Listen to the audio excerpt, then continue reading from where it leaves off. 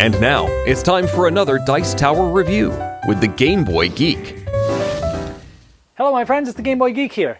You may have heard of a game called Zooloretto, which won the Spiel des Jahres, or Game of the Year award in Germany. Very popular game. There's been all different variations and expansions and things like that. Today we're going to take a look at the most recent version of that game, Zooloretto, the dice game from Z-Man Games. Came out just last year, 2012. It says it's 13 plus, plays 2 to 4 players, and plays in about 15 minutes. Let's check it out. Let's see, is it very much like Zooloretto? How much is it? Do you need it if you have Zooloretto? What if you've never played any of them? Let's take a look at this, show you how it's played, and I'll give you my final thoughts.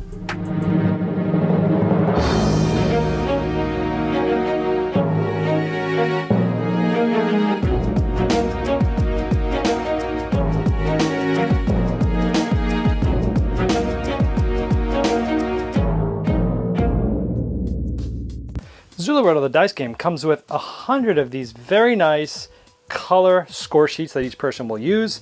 It's also double-sided and you can use both sides. It also comes with a player board that will be in the middle of all the players. One side has 3 trucks on them, which will get used to put animals on. And the other side has 4 trucks, and this is the one that's used for a 4-player game only. It also comes with 10 dice, which have coins on them and all different animals like lions and elephants and monkeys and crocodiles and ostriches. The object of the game is to build up the best zoo, so that at the end of the game you have the most points on your scorecard. Now on the scorecard you can see the different animals, the crocodiles, the ostrich, the monkey, the elephant, the lion, and we have some coins here. Now as you start adding some animals to your zoo, we'll show you how you do that in a moment, but once they are added, let's say if I add, for example, a crocodile and a monkey to my zoo, I then would mark off a crocodile and a monkey. Now if at any time you're the first person to finish fully enclosed any of the animals, in this case I'd be the first one to do the crocodile, I get a 1-point bonus, and you see the bonuses are the same except for the lion. If you're the first one to get all the lions, you get a 2-point bonus.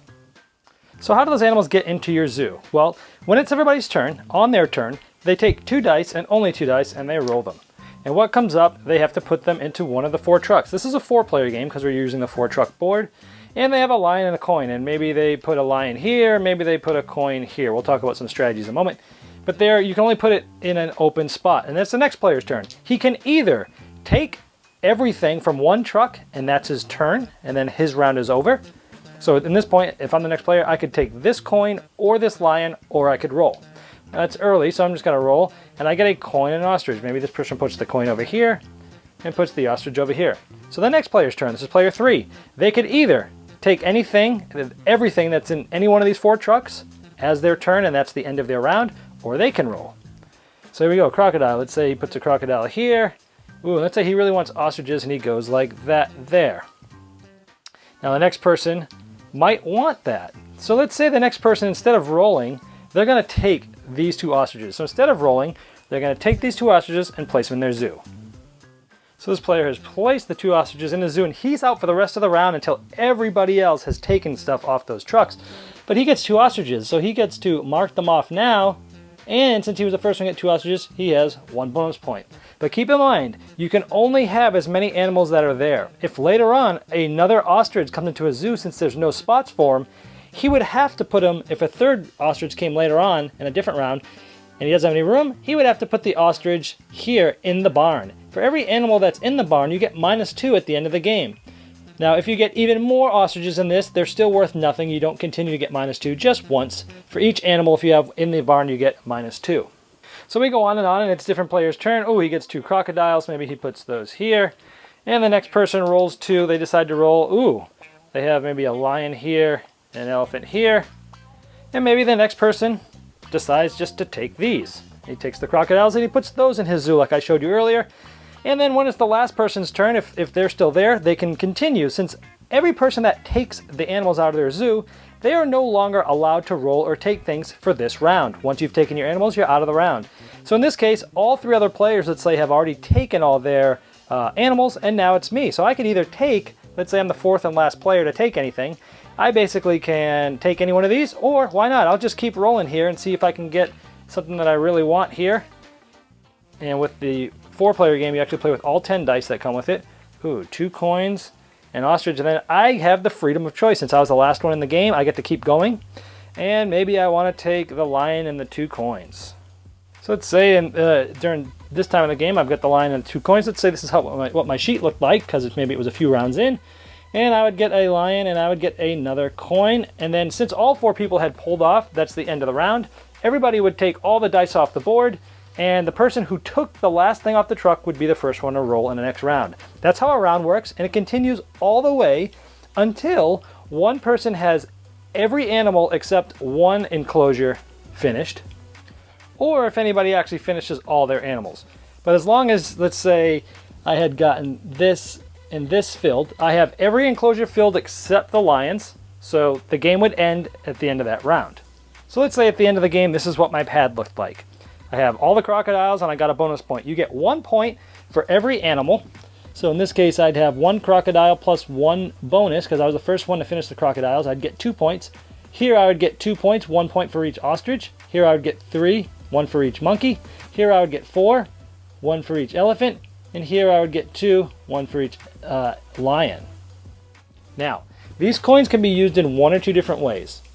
You can see they're grouped in 3 different groupings. We have one set of a group here, which is 3, another group here that's 2, another group is 1. If you have a full group actually full, so right here I have this group full and this group full. Each one of these can either just be 1 point, so if I use both of these for a point, this would be 2 points. Or I could take one of these groups to negate one of my negative animals in the barn. So let's say each of these animals is worth 2, so if you have animals in your barn, it's worth more to take one of your groups that's filled with coins and X out one of the barn problems. So we have this, and this allows us to cross out 2 negative barns. We don't have any more coins, so we've used these 2 to cross out the barns. So we have 0 points there. And then here, both of these negatives are crossed out for my coins, and I have 1 left that I had to put in my barn. This is -2. So we just take this column up, we add it all the way up and there, and I ended up with a score of 11. And everybody just tallies up the score like that. The one with the most points is the winner. All right, well, there's Zooloretto, the dice game. Well, before this game, I've gotten Zooloretto, the regular game, and I have Coloretto, a similar card game.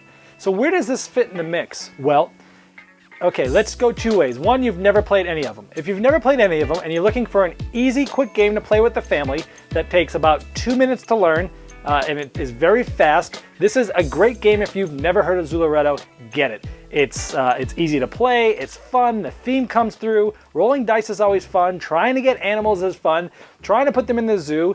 There's just enough decision making, to make it interesting that you're trying to figure out, should I take this one now or should I gamble it and roll, and then someone else might take the truck I really want. And then, hey, if I take this, I'll get the bonus, but I'll also have to put someone in my barn. And so there are some slight decisions making here that makes it interesting, and the theme comes out fun. So if you've never heard of Zooloretto at all, and you're looking for an easy, quick game, no brainer, get this. It's a small, easy game you can pull out anywhere. If you're familiar with the Zooloretto series, I have those other games, and I'm still going to keep this. This is going to stay in my collection because, again, it's different from Coloretto enough. Time-wise, it's close, 15 minutes, but instead of doing cards, you're doing the dice, and they're more like the animals, so I like that. So here it is. Zooloretto itself is not a hard game. It's a fun game, great for families, but it is about 45 minutes long. So if, hey, someone's cooking dinner and we don't have time to play the whole Zooloretto, but you like the game, let's pull out the dice game. It's quick and easy. You can play it while mom or dad's making the meal. It's quick and easy that way, so it fills that little niche. Also, if you got grandma around and you don't want to, not that Zooloretto's hard, but you don't want to just, have her to dive right into the game, you could play this dice game with her in 15 minutes and she'd probably love it. And then, based upon what they know with that, it's so easy to show them Zooloretto. So, not that Zooloretto is a big step up in gamer knowledge, but this helps you get there if that's needed. So for people that don't have Zooloretto, or if you've got it, I think this has a spot in your collection because it's quick and easy and fun. You got to check out Zooloretto, the dice game. Thanks so much for watching the Dice Tower videos. Find more great videos and reviews, as well as our top-rated audio podcast at Dicetower.com. You can also find other great shows at DicetowerNetwork.com. I'm Eric Summerer, and you've been watching The Dice Tower. The Dice Tower is sponsored by Cool Stuff Inc., where you can find great games for great prices. Cool stuff in stock. Check them out at coolstuffinc.com.